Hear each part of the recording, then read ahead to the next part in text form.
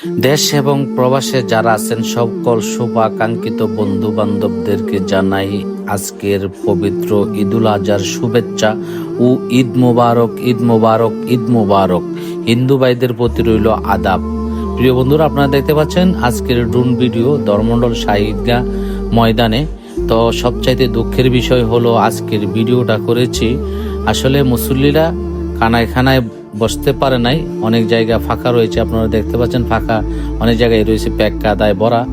আমি আসলে অত্যন্ত দুঃখের বিষয়, আমাদের একটা ঈদগাহ মনে হয় যে আমরা আরো 200 বছর পিছায় আছি, 200 বছর আগের যুগে আমরা পড়ে রয়েছি। আসলে একটা ঈদগার যে এরকম অবস্থা হয়, আমি বলবো আমাদের দেশের যারা প্রতিনিধি আছে সবাইকে বলবো দরকার ওই ঈদগাহটাকে বিক্রি করে, হয়তো এন থেকে অনেক টাকা আসবে, লক্ষ লক্ষ টাকা আসবে, কোটি টাকার মতন আসবে। এই ঈদগাহটা বিক্রি করে, যেহেতু এই ঈদগাহর উপর দিয়ে 5 এবং 6 নং ওয়ার্ডের রাস্তা রয়েছে, তো এই রাস্তাকে তো বাদ দেওয়া যাবে না, জনসাধারণকে তো আটকানো সম্ভব না।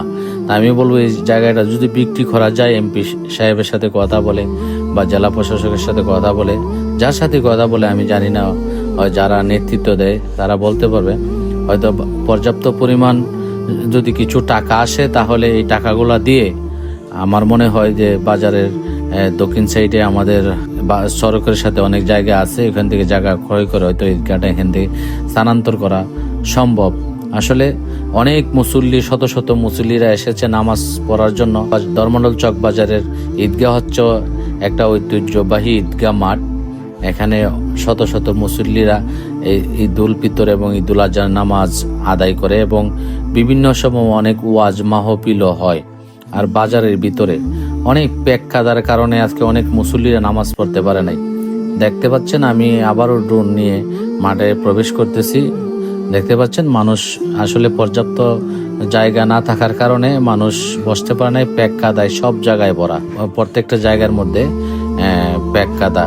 সবাই যার যার কিছুটা ভালো ভালো জায়গা দেখে মানুষ কিছু কিছু পলিথিন বিছিয়ে, কিছু কিছু মানে তারপরও মনে একটা জায়নামাজ বিছানো যায় না, কাদার জন্য একটা পাটি বিছানো যায় না, কাদার জন্য নিচ থেকে পানি উঠে কাপড় চোপড় ভরে যায়।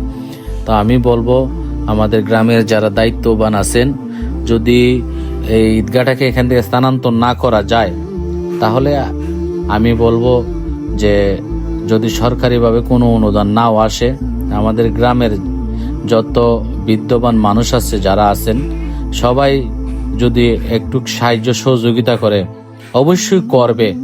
সাহায্য সহযোগিতা করলে অবশ্যই কেউ 100, 500, 1000, 2000, 5000, 10,000 টাকা করে এভাবে সাহায্য করলে অবশ্যই ঈদগাহ মাঠটা পাকা হয়ে যাবে।